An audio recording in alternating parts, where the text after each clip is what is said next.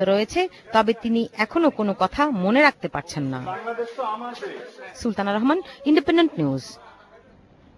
রাজধানীতে 7 তলার চেয়ে উঁচু কোনো ভবন তৈরি করতে গেলে ক্ষয়ে যায় জুতার তলা। শুধু নকশা অনুমোদনের জন্য ছাড়পত্র নিতে হয় 16টি সংস্থার।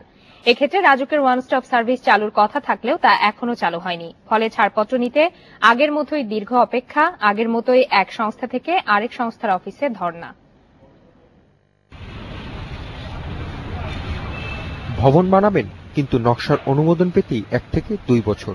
রাজুক তো আছেই, আরো যেতে হবে ফায়ার সার্ভিসের দপ্তরে, হাঁটতে হবে সিটি কর্পোরেশনের বারান্দায়, ডেসা ওয়াসার কাছেও যেতে হবে।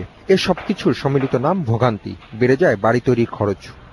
অনস্টপটা সার্ভিস করলে এটা কিন্তু সরাসরি আমাদের থেকে যারা ক্রেতারা সবচেয়ে বেশি উপকার হবে, জরুরিভাবে করা উচিত। এবং এক্ষেত্রে কিন্তু রাজুকও আমাদের সাথে একমত।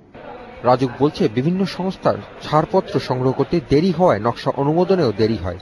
সবগুলো সংস্থা যদি আইন করে রাজুককে অথরিটি দিয়ে দেয়, তবে দ্রুত সেবা দেওয়া সম্ভব হবে। ওয়ান স্টপ সার্ভিস চালু করা আমাদের জন্য কোনো বিষয়ই নয়। যদি রাজুককে অথরিটি দিয়ে দেয় যে তারা এটা ইমপ্লিমেন্ট করতে সক্ষম, তাইলে রাজুক এখানে বসেই পারবে। গৃহায়ণ ও গণপূর্ত মন্ত্রী বলছেন, রাজুকের গরিমসির কারণেই চালু হচ্ছে না ওয়ান স্টপ সার্ভিস।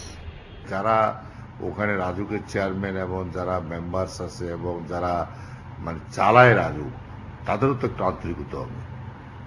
সরকার তো চাইতেছে, এখন তারা যদি আন্তরিক না হয় তাহলে তো ইমপ্লিমেন্ট তো তারাই করবে। রাজুকের সঙ্গে সম্পর্কিত সবকটি সংস্থার মধ্যে কিভাবে দ্রুত সমন্বয় নিশ্চিত করা যায়, সেই বিষয়টি খতিয়ে দেখার তাগিদ দিয়েছেন সংশ্লিষ্টরা। Hasif Mahmud Shah, independent news, Dhaka.